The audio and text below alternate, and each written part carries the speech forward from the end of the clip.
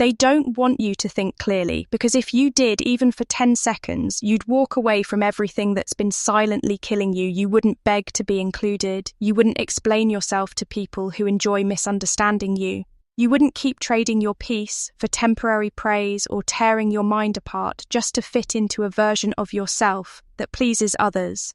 You'd see the trap for what it is, an emotional maze designed to keep you distracted, obedient, predictable. And the moment you stepped back, the moment your mind grew quiet and sharp, you'd become dangerous because clarity burns through manipulation. It tears the mask off false urgency, fake loyalty, and performative love.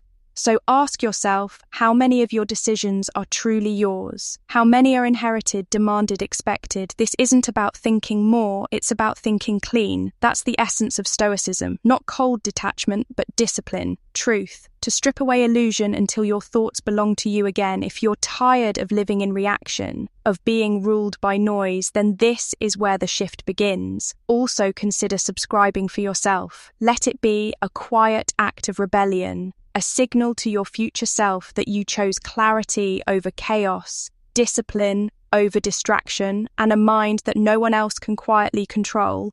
Most people believe they're thinking, when in reality they're just reacting. The difference is subtle but powerful. A real thought is intentional, it's built, shaped, examined, and owned, but reactions are fast, automatic, and almost always invisible. They wear the mask of thought, but underneath they're just emotional echoes. Someone raises their voice and suddenly you're defensive, a choice appears, and you feel the tight grip of anxiety, so you avoid it. You tell yourself you're being smart, cautious, strategic, but if you trace it back, that wasn't a decision, it was a triggered response. Lash of emotion pretending to be clarity. We live in a world that encourages speed, not depth, and in that speed there's no room for pause. Everything is now urgent, loud, but clarity can't exist in chaos. Clear thinking doesn't rush, it steps back. It asks, where did that feeling come from? What am I assuming here? Most people never ask those questions. They never question the voice inside their head, because they assume it's their own, but often it's not. It's the voice of a parent you tried to please, a crowd you feared, a belief you absorbed without consent and without knowing it. Your mind becomes a theatre for everyone else's story except your own.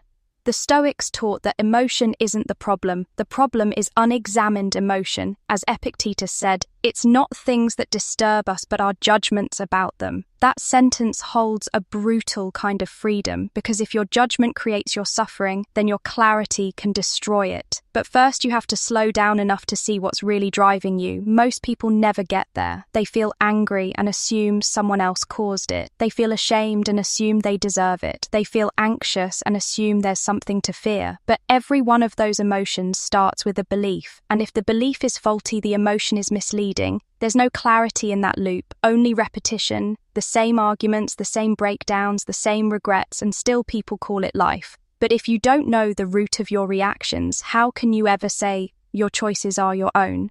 Think about how many times you've made a decision just to avoid discomfort, how many things you've agreed to out of guilt, how often you've stayed silent, not because you agreed, but because your body feared disapproval. That's not choice, that's survival dressed up in manners. And over time, that habit becomes your personality. You're not calm, you've just trained yourself to suffer.